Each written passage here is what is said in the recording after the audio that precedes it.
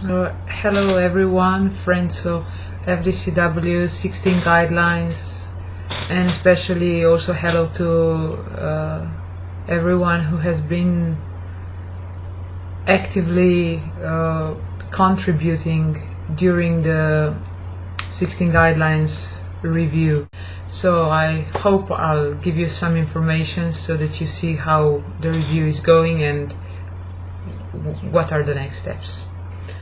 So as a reviewer and somebody who has been exploring the 16 guidelines for the first time, it's been like, I don't know this program, so I'm really reviewing it, discovering it. And what I've discovered is that this program feels as if it's radiating a lot of light, that it generates strong aspiration to benefit others, and that it offers a great potential for transformation both personally, institutional settings, at home, in family, with friends or in a wider community, but that it's quite easy, it's quite practical, easy to use. And what has been very inspiring for me to discover was that so many individuals having such a firm and yet warm-hearted determination to make a difference in the world by sharing the wisdom and the ethical foundations behind the 16 guidelines with others, but yet there was no less enthusiasm in their wish to use them personally to deepen the understanding of the guidelines.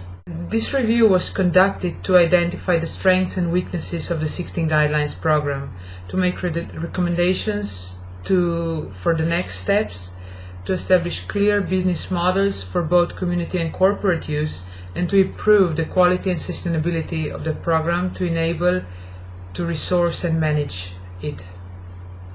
So I'll tell a little bit about the initial part of the review. So the initial part of the review was mainly and mostly connected with, first of all, deciding which information are essential so that we can determine the direction in which to develop the 16 guidelines program. In addition, I wanted to learn as much as possible about the program in general, how it is perceived, what communication channels would work best, about all important components of the program and what the community members aspire for. I also wanted to know its strengths, its weaknesses, then see what contributes or interrelates with those, and to ask active community members for their feedback and suggestions. So in a way, I wanted to really experience this program and to experience this community, so that then in the later phase I would better know what to recommend. So I gathered information through a questionnaire via SurveyMonkey and personal interviews. Now, invitation to participate in the questionnaire was sent to, I think, more than 130 people from different continents, but all speaking English. So the response was like enormous.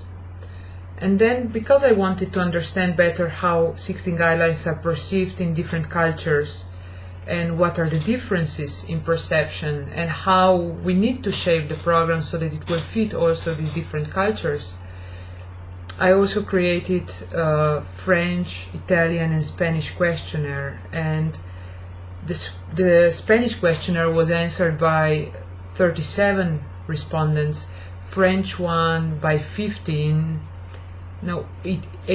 and Italian one by 15. And now when I got the questionnaire findings, the interview phase started, and this interview phase was like very informative, very inspiring. And the aim was so that all the quantitative findings that I've analyzed partly would be correctly understood.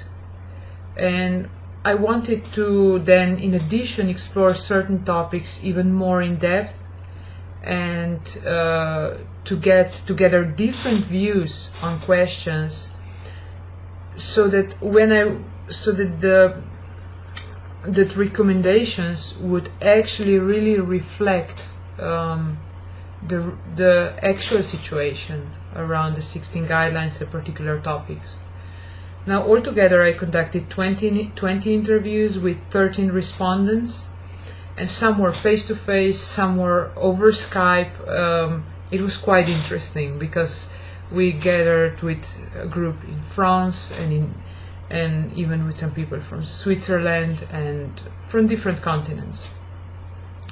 So,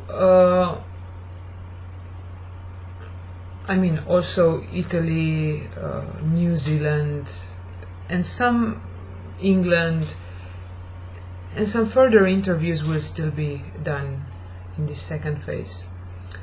Now, the respondents were selected on the basis of good overall understanding of FDCW and particular expertise, like expertise in particular area or geographical representation. So I was really I was selecting, checking very well that no one would be, that I would gather as much information from different sources. And what I found was that the 16 Guidelines program attracts people who wish to help themselves and also people who wish to help others. And both audiences express that it is important for them that the program helps them contribute to making the world more peaceful and happy, and also it is important to mention that a group of respondents who express that they predominantly use the program to help themselves also use it to help others, and this was also vice versa, opposite. And in order of importance, the key messages that respondents associate with the 16 guidelines are: it is a life-changing program that you can immediately use with or adapt for other people. It is rooted in a big heart motivation with a vast vision to benefit the world, which was equally important. It is scientific, evidence-based and professional, and it is rooted in Buddhist psychology, philosophy and science. These were equally important, and it is an in-depth study program that was perceived. Now, the attribute that respondents most strongly associate with are: it's practical, it's accessible, it's adaptable, it's rooted in Buddhism, authentic, life-changing, and in culture-specific questionnaires, global was also expressed as one of the strong attributes. When I was asking about the book, the 16 Guideline book, The Basics, I discovered that it is used by all 4 types of individuals: people who want to use it for themselves, those who want to use it to help others, those who follow a Buddhist path, and also those with no tradition. So in general, the book is very positively regarded in all areas, like for instance price, length, ease of reading and content. But I discovered that purchase availability is not could be better, and that it also influences the level of satisfaction with the price. I've also discovered that the area of resource creation is currently not clearly defined, and I feel that establishing clear guidelines and standards for resource creation and resource creators is important. The questionnaire results also confirm the willingness to share and learn about resources created by others. This willingness is very strong, and that was also a surprise. So it means that there is strong aspiration to help, there is strong enthusiasm, but there is also strong wish to share, connect, and contribute to the community. What I've discovered was that the 16 Guidelines community is a very active community with an expressed strong aspiration to benefit others. And I feel that the best way to support this community is to support their aspirations and to respond to their needs concretely through setting up clear guidelines, standards, providing materials, and further study and collaboration opportunities. Now, more specific findings will be shared after the second phase, because there is another in-depth review happening and analysis happening, and it needs to be completed. I would say that I was surprised that there was so much enthusiasm happening in connection with this program, and that individuals of different age groups, occupational backgrounds, so enthusiastically embrace the 16 Guidelines, and then they wish to share it with others, and all the creative altruism, the activities that come out of this wish to help, it's incredible. And then on the other hand, to see that there is strong wish to share and connect is also something very strong. So out of this, I think that it means that 16 Guidelines has a true potential to benefit the world, but it also has as a program, but it also has a big task, because when there is such a strong desire to act, to help, and to benefit, and when this happens so strongly, then and so quickly, then such a program needs to be able to harness such a tremendous energy and to concretely respond. What happens next? Now the initial review phase provided me with richness of information and also varieties of angles from which to explore the findings. And now my next task is to analyze them thoroughly, further explore them with the help of group of few experienced members within the 16 Guidelines community, and then to organize them in consolidation plan. The consolidation plan will then be presented to FDCW board for approval. Some of the kind of pressing areas like training pathway